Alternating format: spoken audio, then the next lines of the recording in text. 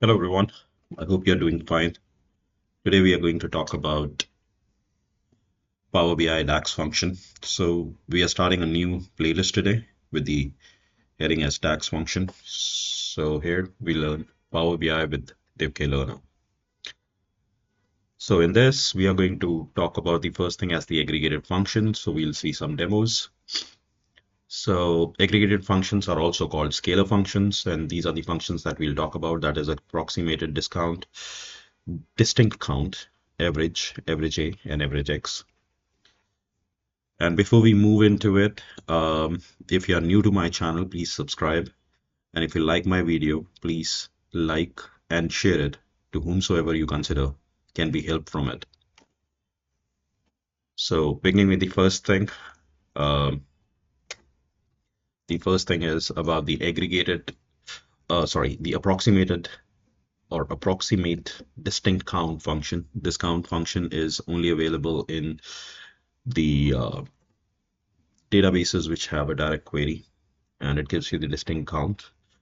Then we have the next function as average, AverageA, and AverageX. So these are uh, different functions which can help us in calculating average for different functions. So here I'm going to show you a demo. And in this demo, what we have done is we have taken one data set, and that data set is fruit shop data. So let's just show you the data in the table view. So in the table view, you'll see that we have products, we have the quantity sold, the quantity available, but in quantity available we have something which has not been written, or some of them which are blank. And then we have created certain calculated columns. I've just written down price, so there is a column with the name of the price as well.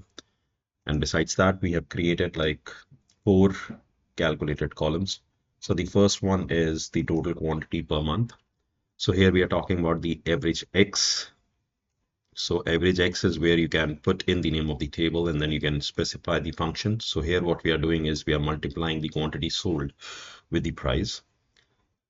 And the same thing is being shown here in this particular column table.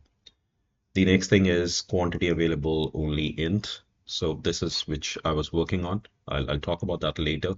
The other one is about the average quantity sold. So here we are talking about the average of the quantity sold.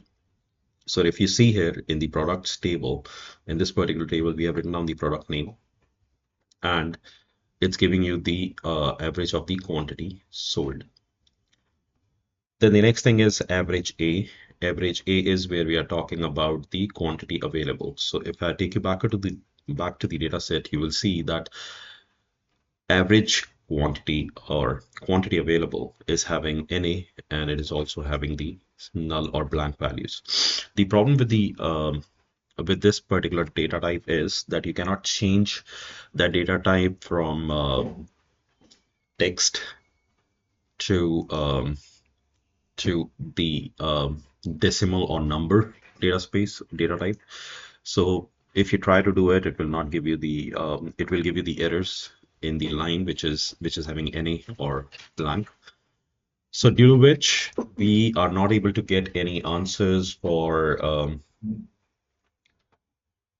or we are not getting any average for average A quantity available. So you see 0. So now average A, what it does is for every string, right? For every string value, it considered is as 0, and all the numbers that you see in the quantity available are considered as string. Blank is also considered as 0. Only the true values here are considered as 1. So that's one of the reasons every place where I found out that they were talking about the average A, they were saying that we can consider the text as well as the numeric values and the blanks, but none of them gave me a satisfactory answer. So if you have anything that you want to share, please let me know, or you can put it in the in the comments. But this portion is where I've been struggling and I've been trying to find an answer. So I'm also trying to find it. If I find it, I'll just let you know and share it in the same channel. So that is the part where we are talking about the average A. Besides that, I've given you the example of average X, in which you can put in some formulas. And then I've also shared an example of average. So this particular um, file I'll share in the attachment for this particular video as well. So with that, we have come to the end of this module. So we have talked about the average aggregation functions. We have talked about the approximated or approximate distinct count. We have talked about average, AverageA, and AverageX.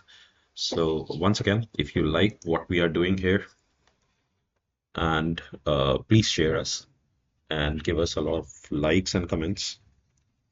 So once again, thank you from Dev Learner. We move a bit forward daily. Good day. Bye-bye.